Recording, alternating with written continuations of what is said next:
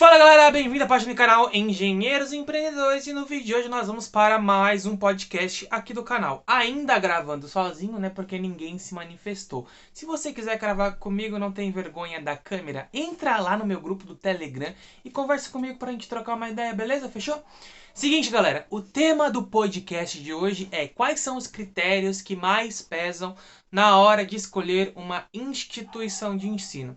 É óbvio que o que eu vou comentar aqui está mais ligado a ensino superior, mas eu também vou falar algumas coisas com relação a cursos técnicos e outros. Mas para isso eu preciso que você fique aqui comigo até o final do vídeo e solta a vinheta.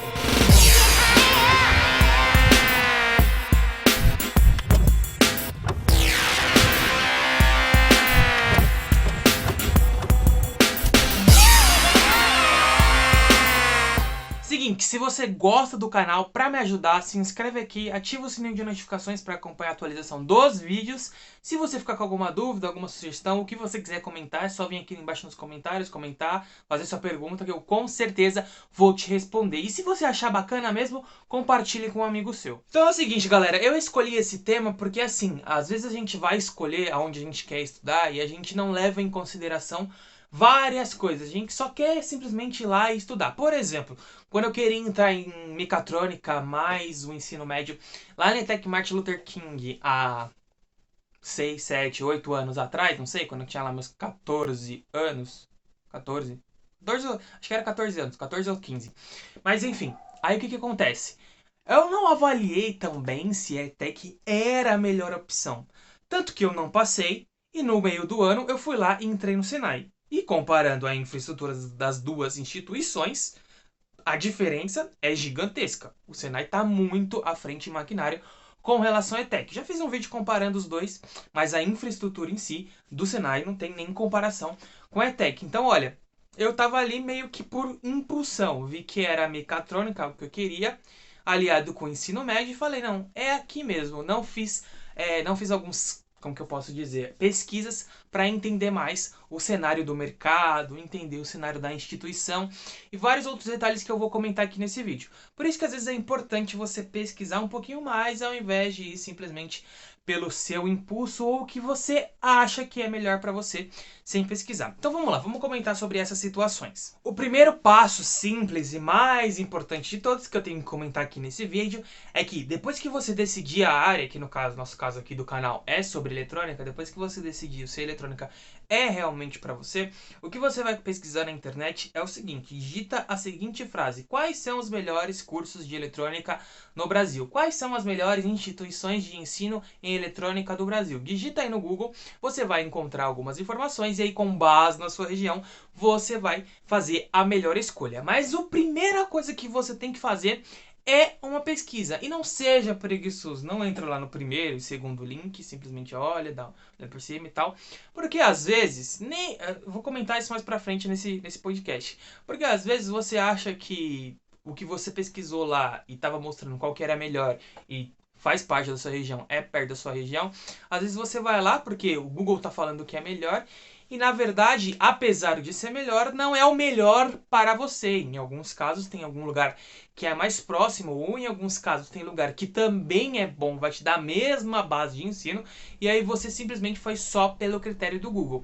Então faz uma pesquisa mais aprofundada, não seja preguiçoso nesse tipo de situação, como eu sou várias vezes. Entro lá no primeiro link, vejo o dado que eu quero e simplesmente vou e gravo o vídeo, como eu já fiz várias vezes. Então essa pesquisa é bastante necessária. Faça umas pesquisas gerais, depois você vai especificando cada vez mais o que você realmente deseja. Às vezes, por exemplo, você tem uma determinada instituição e aí você quer alguma coisa mais específica ainda. Por exemplo, você está lá no Senai, mas daí você pretende também fazer outro curso depois daquele que você introduziu lá, ou em paralelo. Acho que o Senai não permite, acho que o Senai só permite fazer um só. Mas enfim, e no lugar que você procurou, não dá para fazer isso, como eu acabei de falar no Senai. Mas, por exemplo, na ETEC dá. Então, é uma sugestão bastante interessante. Faça uma pesquisa mais aprofundada que vai ser bastante legal para você. Mais importante do que isso, você precisa verificar se o curso, se a instituição é realmente reconhecida pelo Ministério da Educação e Cultura. Então vai lá e dá uma olhadinha, porque isso também é bastante importante. Às vezes ele é um curso que está sendo introduzido ainda nas instituições e ainda não é reconhecido pelo MEC. É óbvio que, por exemplo, se for um curso de engenharia, vai. Aí depois de 5 anos, provavelmente ele já vai estar reconhecido. Mas como ele não está preparado, é uma turma que ainda vai ser avaliada, várias coisas. Por exemplo, vou dar um exemplo mais palpável, né? Na minha faculdade, introduziram engenharia química. Porém, a faculdade em si, ela não estava preparada, pelo menos vai, no meu ponto de vista, ela não estava preparada para ter mais um curso de engenharia em relação à química. O que, que acontece? Lá tem engenharia de alimentos que tem muito fundamento em química. Então, resolveram alinhar, né, como tinha muitos professores de química e também tem licenciatura em química, resolveram criar o curso de engenharia química. Só que, ao invés deles separarem o curso de engenharia de alimentos em uma coisa e o curso de engenharia química em outra, eles juntaram os dois e fizeram o que? Separaram as metades das vagas para um e a outra metade para outro. Então, quando você entra lá no curso de engenharia química ou de engenharia de alimentos, vão ser as duas turmas juntas, para você ver como o planejamento não foi tão bom assim, até porque não tinham como colocar mais vagas, ou seja, não tinha como dobrar o número de vagas. Então, eles foram lá e cortaram metade, metade para alimentos, metade para química. E eu ouvi muita gente reclamando, pessoal da química, que por que eles estavam fazendo matérias de alimentos.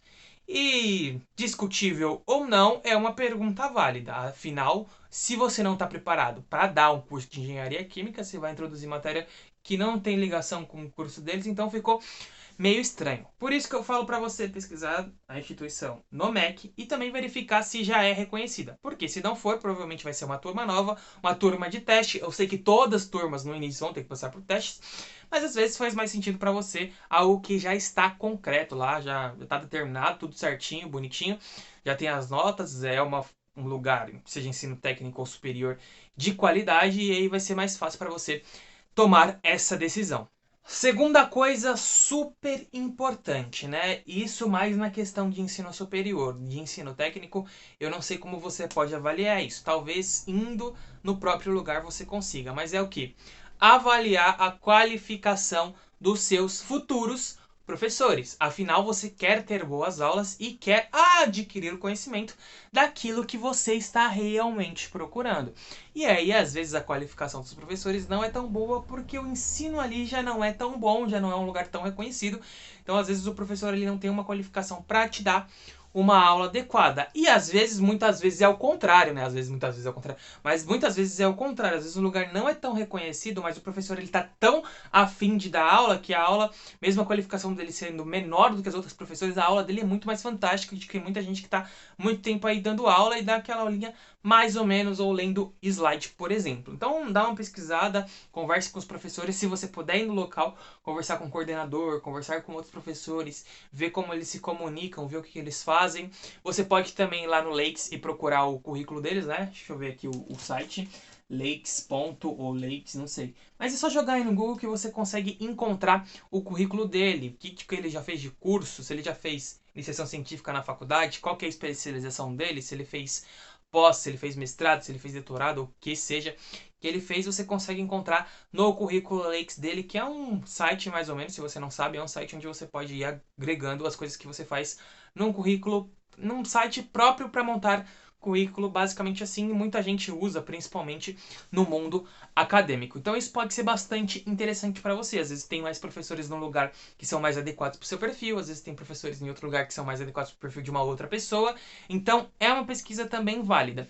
No caso de ensino superior, como eu falei, você pode pesquisar no Lakes. Não sei se tem alguma outra forma, se alguém souber, comenta aqui embaixo. E também vai na instituição. Às vezes vale a pena você ir na instituição, conversar com essas pessoas, ver a didática delas e principalmente conversa com outras pessoas que tiveram aula com ela, que daí isso vai ser bastante importante para você. Mas tome cuidado que é o seguinte, pegue várias informações, porque eu já tive muita gente que, meteu um pau num professor e quando eu cheguei lá era algo totalmente diferente. O professor era ótimo, ele que não queria saber de estudar mesmo. Então fica ciente que existem várias situações diferentes, então pegue várias opiniões diferentes também, beleza? Terceiro passo super Importante, avalie o conteúdo programático do curso que você quer. Às vezes você quer eletrônica, mas não é exatamente eletrônica. Às vezes você quer algo voltado para concertos de placas de celulares, notebooks e outros. E talvez tenha um curso que seja mais próprio para isso. Eu já falei que você vai precisar aprender eletrônica para fazer esses concertos. Mas às vezes, não sei, se você for fazendo uma pesquisa, você consegue encontrar algo que seja mais apropriado para o seu objetivo.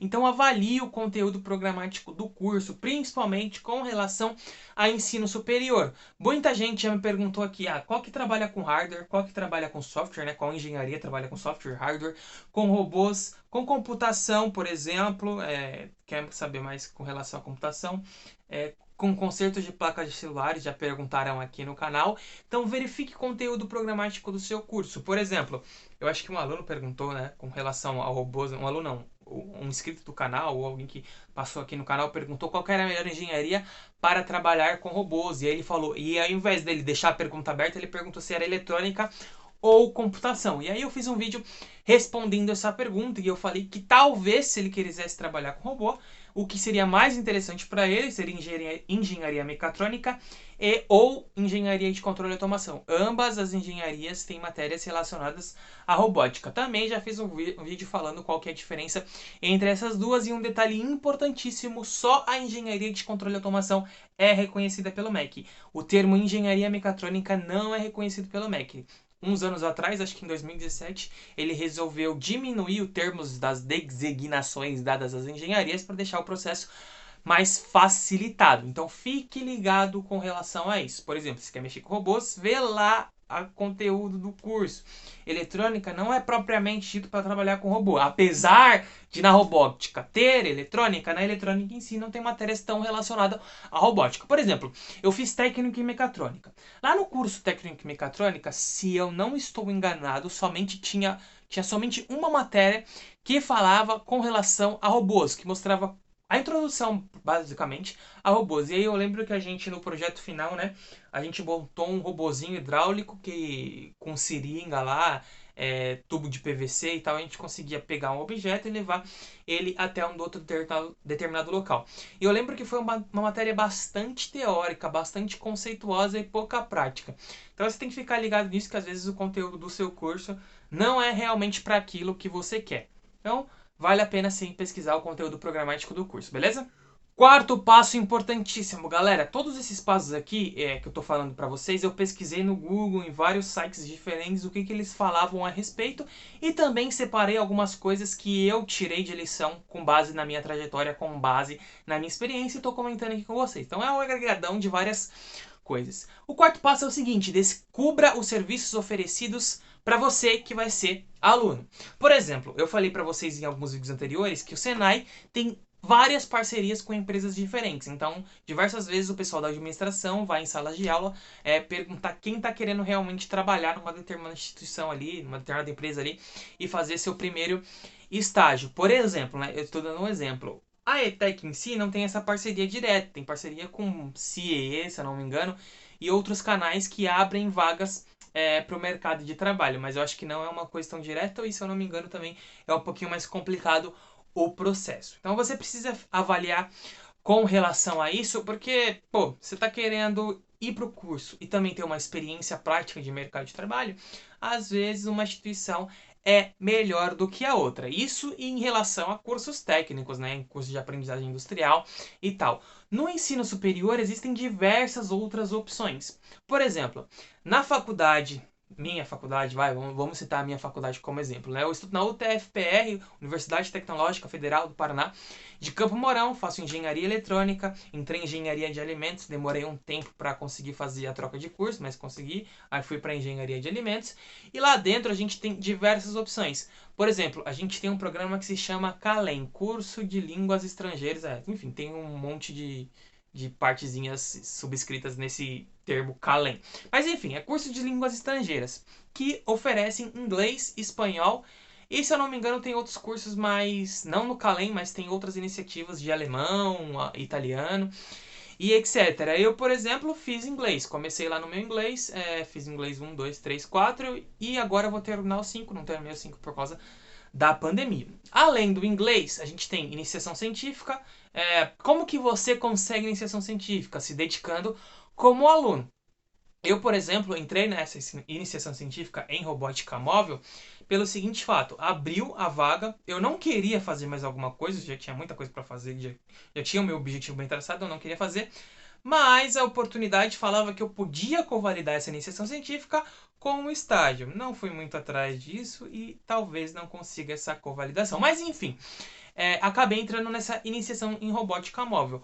Qual foi o critério adotado pelo professor? Não sei dizer, mas eu sei que tiveram cerca de 25 inscrições, 27 inscrições para ser aluno da iniciação científica voluntária, né? Não tinha bolsa, mas o projeto em si era para formar uma equipe, então 2 eram de iniciação científica e o resto do pessoal que quisesse participar entraria em extensão e faria parte da nossa equipe de robótica móvel. Não sei quais foram os critérios, mas, por exemplo, lá dentro a gente tem algo chamado coeficiente de rendimento, que é basicamente medir, como que eu posso dizer, o desempenho do aluno dentro da faculdade. É o melhor dos critérios? Não, mas é significativo em algumas ocasiões. Pode ter sido significativo no meu caso? Pode, mas eu também, dentro da faculdade, era um aluno que já me destacava bastante. Então me destacava, né? Mas eu estudava bastante, eu dava cara a tapa, eu ia atrás dos professores, eu fazia os projetos, eu ia bem nas provas e etc. Além de eu também já dava monitoria de cálculo 3. Então, outra coisa que tem dentro da faculdade é essa questão de mentoria. Se você foi muito bem, isso na minha faculdade em específico, né? Eu não sei dizer nas outras, mas eu acredito que também já tem essa iniciativa. Então lá dentro tem como você ser monitor. O que é ser monitor? Imagina que você fez uma certa disciplina, por exemplo, eu fiz cálculo 3, e aí você teve um ótimo rendimento nessa disciplina.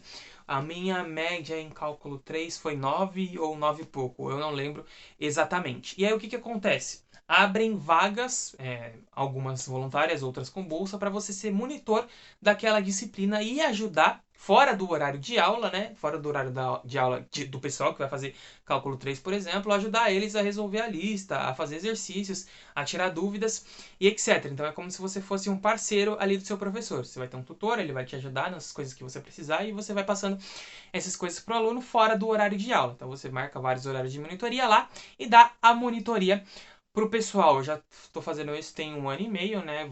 Se eu pegar nessa próxima ocasião, vão ser 2 anos e só pode dar 2 anos de monitoria. Como que funciona esse processo, né? Eu não falei como que funciona o processo. Basicamente, você se cadastra lá para qual matéria você quer dar monitoria, qual que você acha que você tem mais chances, e outras pessoas também se candidatam.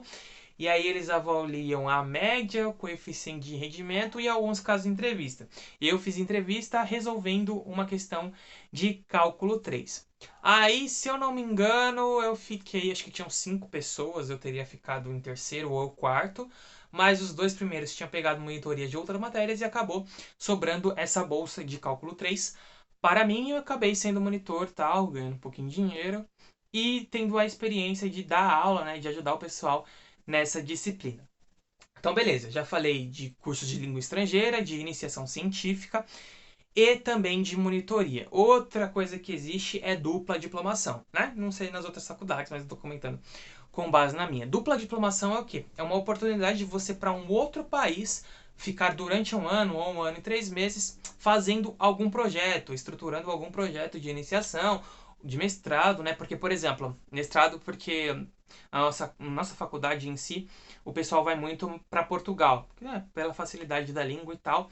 E lá, o ensino superior é um pouquinho diferente. Você sai com um diploma, né? Quando você faz essa dupla diplomação, você sai com um diploma de mestre na área que você está atuando lá em Portugal. Aqui você está em graduação, mas lá em Portugal é considerado como uma etapa de mestre. E isso é dupla diplomação, é muito interessante para quem quer ir para fora do país e se especializar em algum determinado estudo, muita gente vai. E para você conseguir isso também é coeficiente de rendimento, como que você foi durante a faculdade, seu desempenho escolar, né, além do coeficiente de rendimento.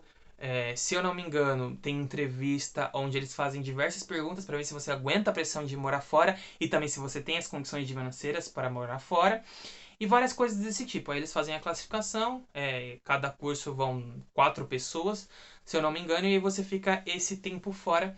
estudando. É bastante interessante, pô, é uma experiência muito boa, eu acredito que te ajuda em relação ao mercado de trabalho aqui no Brasil, não sei dizer, mas acredito que ajuda bastante.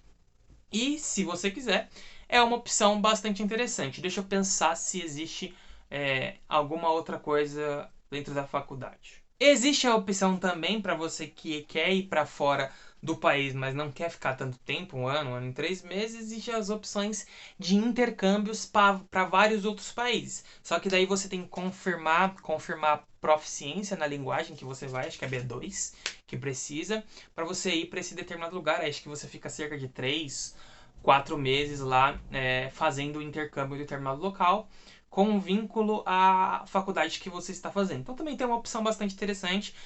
Durante a pandemia eu fiquei pensando em fazer isso, mas daí precisava confirmar a proficiência em língua inglesa, né? Precisava saber inglês e eu tava meio enrolado com o meu inglês, então, sei lá, só foi uma sugestão que eu pensei pra mim mesmo durante ali aquela etapa de pandemia, porque eu tava um pouco cansado de faculdade, queria alguma coisa diferente. Mas é uma outra opção também importante para você. E dentro da faculdade em si, além de tudo isso, né, tem as horas complementares que você tem que fazer, onde você pode participar de vários projetos culturais, sociais, etc. de esporte. Então, se você gosta de esporte, vai ter muita opção para você praticar. Futebol de campo, futebol de quadra, handebol, vôlei, natação, etc. E no caso do Sul, né, da UTF-PR, e também outras faculdades, existe um festival, né, não sei como que eu posso dizer, que se chama Engenharias, onde todas as UTFs e outras faculdades do Sul competem entre si entre vários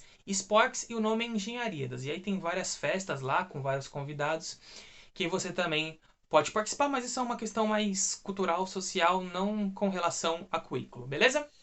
Quinto ponto super importante que eu já comentei no começo do vídeo, quando eu falei com relação a Senai e ETEC, é a infraestrutura. Não procure, por exemplo, no meu caso eu fui para o UTFPR, fui para onde a nota se encaixava. Às vezes, não vale a pena você entrar na faculdade naquele momento que você quer. Às vezes vale a pena você estudar um pouco mais e tentar entrar em outro local por conta da infraestrutura. Ou seja, onde você vai ter realmente equipamentos para fazer as aulas práticas. Na UTF que eu faço tem. Tem, mas poderiam ter bem mais, poderiam ter melhores equipamentos, mais componentes, não são todos os componentes que tem lá. É que no caso da eletrônica, a gente está trabalhando num ambiente mais micro. Então, osciloscópio, gerador de função, fontes, componentes, multímetro, outras coisas, são mais fáceis de você ter dentro de uma faculdade. Por isso que a gente consegue ter aula prática, mas muitas coisas a gente ainda não tem lá dentro. E às vezes um outro lugar, uma outra faculdade vai ter aquilo que você precisa, principalmente quando se trata de faculdade de engenharia elétrica, que você vai precisar ter práticas com uma relação mais macro, né? Geração, transmissão, distribuição de energia, instalações, oficina de instalações elétricas e etc. E também existem outros cursos, não propriamente na área da eletricidade, que também você vai precisar de um ambiente mais macro. Então, avalie a infraestrutura. Como eu já falei para vocês, com relação ao maquinário, o Senai não tinha nem comparação com a ETEC. Eu tive aula prática na ETEC? Tive, mas não tem comparação. As coisas são muito bem alinhadas lá dentro do Senai. Eu tive oficina de instalações elétricas, então, basicamente, era como se a oficina é como se fosse uma casa cheia de tubo, mas não era de PVC, era metálico, esqueci o nome, onde a gente passava o fio e montava a casa propriamente dito, fazia como se fosse na prática mesmo.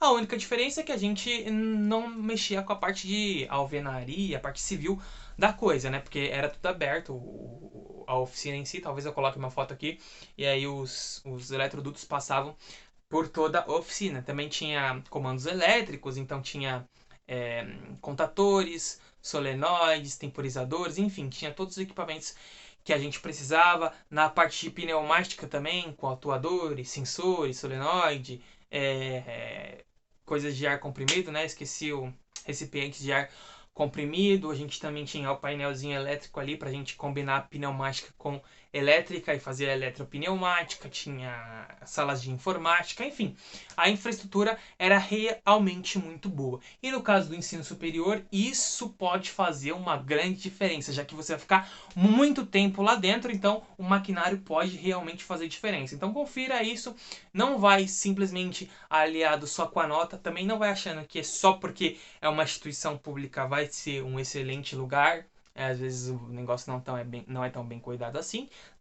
Não posso reclamar muito da minha faculdade. Minha faculdade eu acho uma faculdade legal, boa, mas poderia ser melhor. E quem faz isso e quem pode fazer isso ser melhor é o próprio aluno e quem está lá dentro. Mas avalie bem a infraestrutura, que isso pode ser um fator determinante dentro da sua carreira. E talvez isso de conhecer a infraestrutura pode entrar numa outra dica que muita gente dá na internet, que é conhecer o campus presencialmente. Às vezes se você pesquisar, você não consegue encontrar muita coisa. Então vai lá no campus, dá uma passeadinha, conversa com o pessoal que está lá, com professores, tenta dar aquela espiada nos laboratórios, que isso pode ser bastante interessante para você. Outro ponto que, olha, não, na minha faculdade eu não. Quer dizer, eu passei um pouco por isso em alguns detalhes, mas eu vejo muita gente no Facebook reclamando, principalmente quando se trata de faculdade particular, que é o quê? Central de atendimento ao aluno. Várias coisas que você precisa e você vai ter que buscar lá dentro. Você sofre porque o pessoal da central de atendimento dá aquela ajuda bem mequetrefe ou faz aquele famoso batata quente, né? Não, fala, para você resolver isso ou para você ter isso, você tem que ir em determinado local. Aí chega lá no determinado local, manda você para outro local, que manda você para outro local, que manda você para outro local, e ninguém resolve porque ninguém tá muito afim de resolver.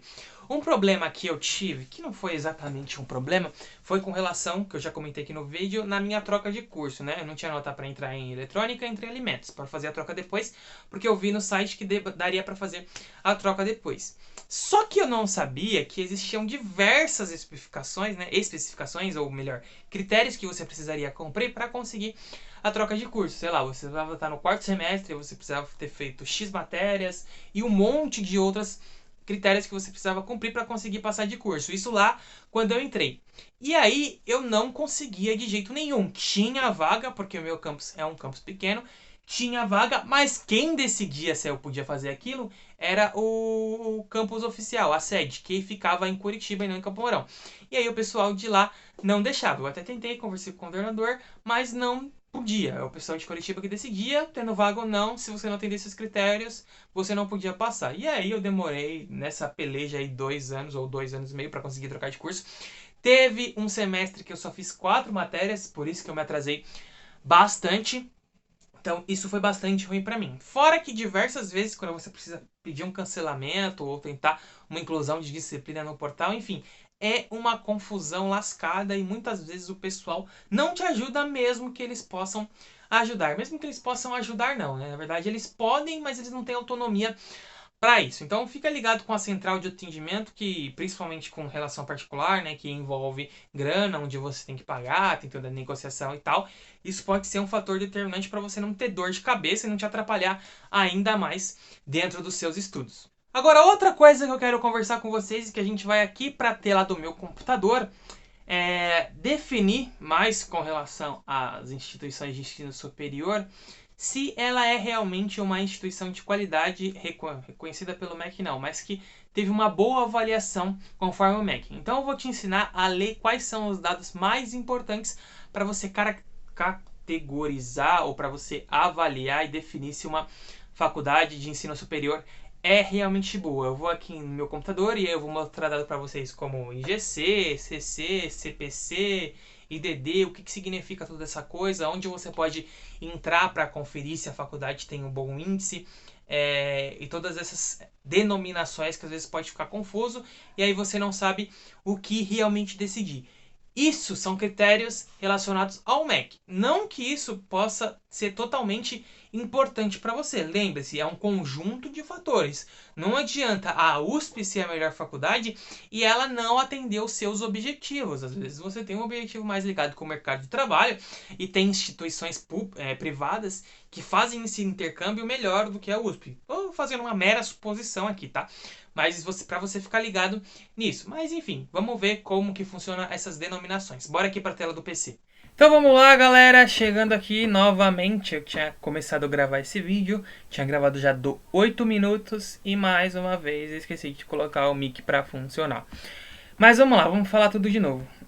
Eu tenho uma janelinha aqui onde mostra alguns índices que são os utilizados, né, pelo MEC, pelo Ministério da Educação, para avaliar a qualidade do curso. Inclusive aqui tem um site onde mostra o ranking das universidades com relação à engenharia que você quer, ou o curso que você quer. Então, por exemplo, se eu clicar aqui em engenharia elétrica, ele vai mostrar um ranking mais geral das faculdades que tem boa qualificação, segundo o MEC, naquele curso. Então, por exemplo, engenharia elétrica, não tem eletrônica aqui, eu acredito que esteja junto com elétrica e eletrônica. Para não ter eletrônica aqui, eu acredito que esteja junto com elétrica. Eles avaliam aqui as melhores faculdades. Eu acredito que nesse caso aqui eles entram em públicas e federais, públicas e privadas. Não sei se... eu acho que não entra aqui, ó, quer ver? Ó? Se eu digitar aqui ITA, tem um e-mail aqui também, Instituto Militar de Engenharia. O ITA não aparece aqui. ITA não aparece, mas tem o IME, por exemplo. Deixa eu ver se tem o MIT. Não, mas enfim.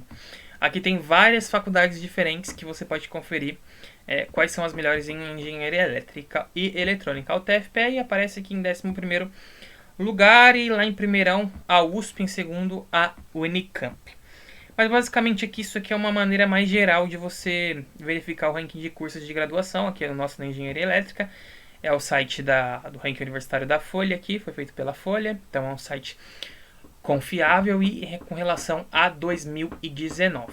Mas existem alguns índices que a gente vai tentar entender, né? ENAD, CPC, CC e IDD, que classificam um curso. Por exemplo, aqui tem a engenharia eletrônica, engenharia eletrônica da UTFPR. Vou mostrar para vocês como é que você acha isso aqui, tá? Então aqui tem os campos que tem engenharia eletrônica. Aqui, por exemplo, tem o meu, que é Campo Mourão.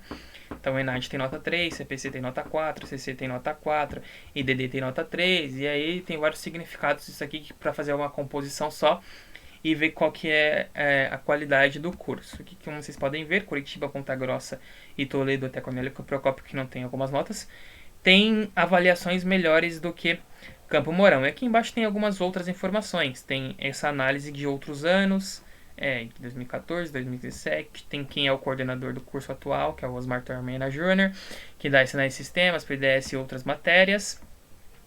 Tem a quantidade de horas que você precisa fazer, 4.360, período integral, gratuito, porque é pública, e as vagas anuais que são abertas para engenharia eletrônica, 88. Primeiro semestre, 44, segundo semestre, também 44. Mas vamos tentar entender o que significa esses dados aqui na hora que você for fazer a sua pesquisa para decidir qual é a área de atuação que você pretende seguir. Então vamos lá.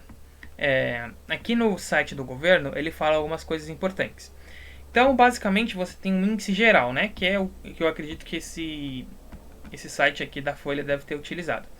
O Índice Geral de Cursos, IGC, é uma das medidas usadas pelo INEP para avaliar as instituições de ensino superior públicas e privadas. É um indicador expresso em conceitos com pontuação que vai de 0 a 5. Ou seja, uma instituição que obtenha pontuação de 3 a 5 pontos atende de forma satisfatória, abaixo de 2 insatisfatória. O IGC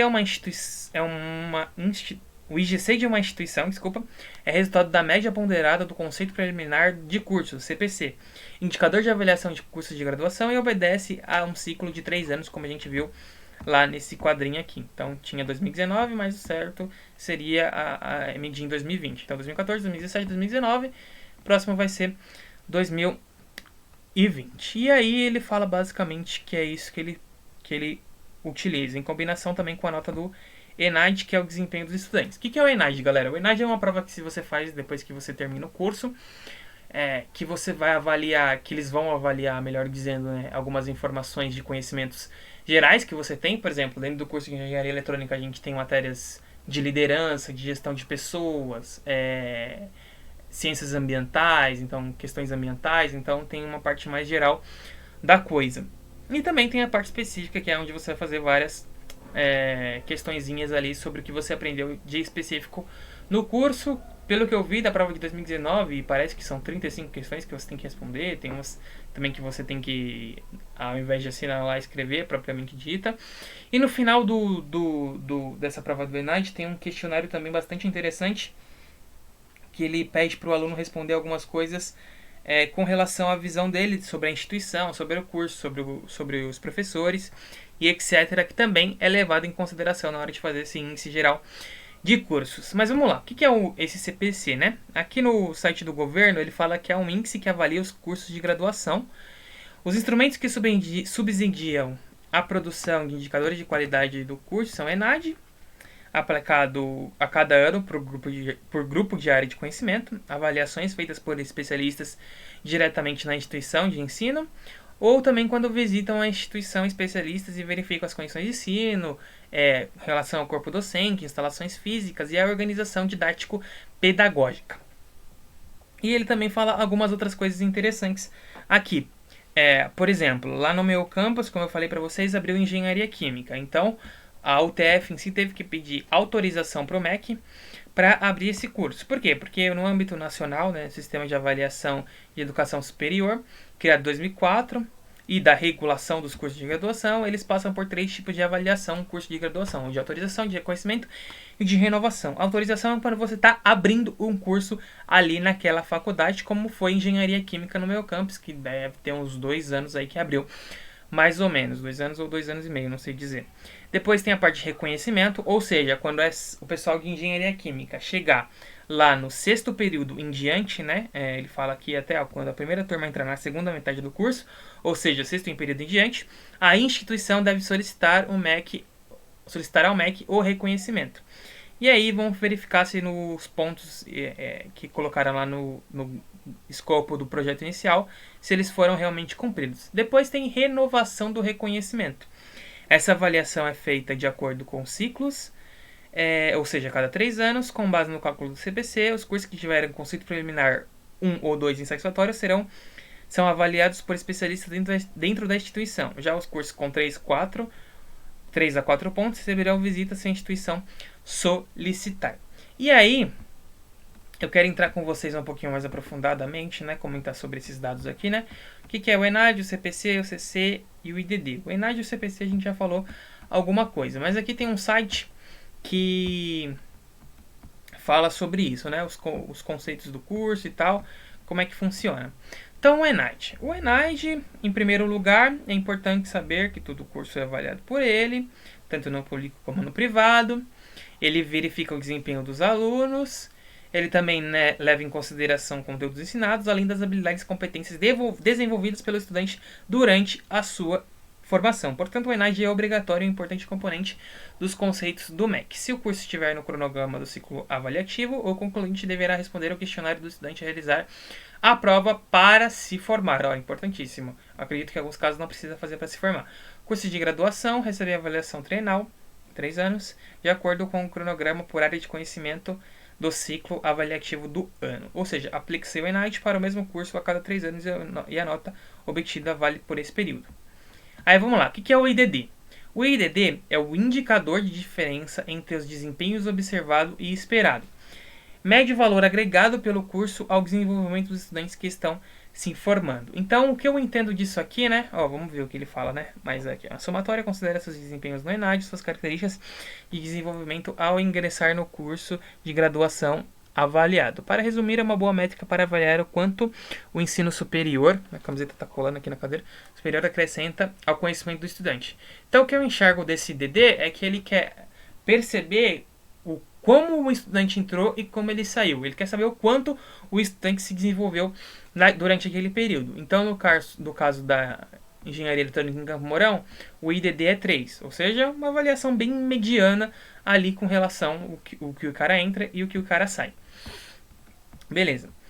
CPC, conceito do SMEC, né? CPC, para você entender melhor o conceito preliminar de curso, leva em consideração 4 dimensões.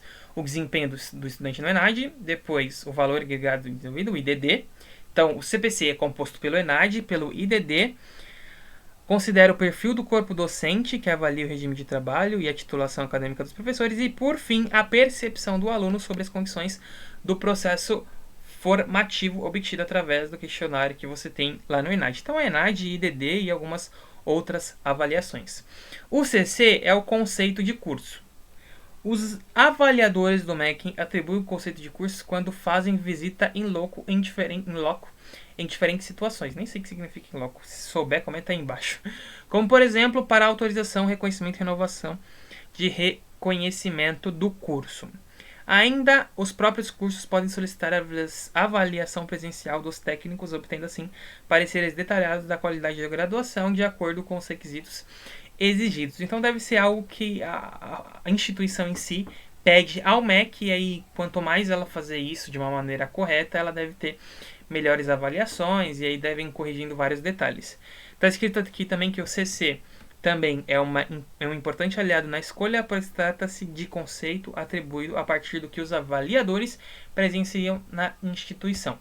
E por último, o IGC, né? O Índice Geral de Cursos, considera as médias contínuas dos seguintes requisitos: conceitos preliminares de curso dos últimos 3 anos, CPC, a média dos conceitos de avaliação do programa de pós-graduação, stricto sensu, atribuídos pela Coordenação de Aperfeiçoamento de Nível Superior, a CAPES, na última avaliação trienal disponível, e a distribuição dos estudantes entre os diferentes níveis de ensino, graduação, pós-graduação, stricto sensu. De forma geral, esse índice aponta a qualidade da instituição de ensino, sendo calculado anualmente. Então, basicamente, essas siglas que você precisa conhecer. Então, dá uma pesquisadinha aí, né? ENAD, DD, CPC, CC e GC. Entenda um pouquinho melhor. Aqui nesse curso só quis esclarecer algumas coisas que você vai estar apto a procurar o que você realmente deseja. Bom, aqui embaixo eu vou deixar o site onde eu fiz algumas pesquisas, e nele tem o site que você faz para encontrar isso daqui que eu falei para vocês, ó, de engenharia eletrônica, por exemplo. Aí você vai entrar nesse site, vai clicar aqui, ó, vai abrir aqui para você, você vai em consulta avançada, e aqui você pode buscar por instituição de ensino, né? Você pode procurar a instituição, ou você pode escolher o curso de graduação. Aqui no meu caso eu escolhi o curso de graduação, então coloquei o TFPR aqui, basicamente o TFPR. Aí depois coloquei em engenharia eletrônica. As outras partes eu não preenchi para deixar em aberto, fazer uma pesquisa mais geral. Coloquei o código de verificação aqui e ele me levou para essa página aqui e eu consegui ver qual que era a nota de engenharia eletrônica, né, os conceitos de engenharia eletrônica lá em Campo Mourão e nos outros campos da UTFPR. Bom, galera, eu acredito que é isso no vídeo de hoje. Vamos voltar aqui para a tela do meu celular rapidinho. Bom, galera, voltando aqui para a tela do meu celular, no vídeo de hoje é isso. Espero que você tenha gostado. Eu quis esclarecer alguns pontos, alguns critérios importantíssimos na hora de você escolher uma instituição de ensino, seja técnico, seja de nível superior. Espero que você tenha gostado, espero que você tenha entendido. Se ficou alguma dúvida, comenta aqui embaixo que eu vou tentar te ajudar da melhor maneira. Os links que eu falei aqui para vocês eu vou deixar aqui embaixo, então você pode ir lá e pesquisar um pouquinho mais. Então fica consciente dessas situações que pode ser bastante importante para você não tomar uma decisão precipitada e não se arrepender lá na frente. Beleza, pessoal? Se gostou do vídeo, já sabe, né? Se inscreve aqui no canal, deixa seu like para me ajudar e compartilhe com um amigo seu, beleza? Muito obrigado e até o nosso próximo vídeo.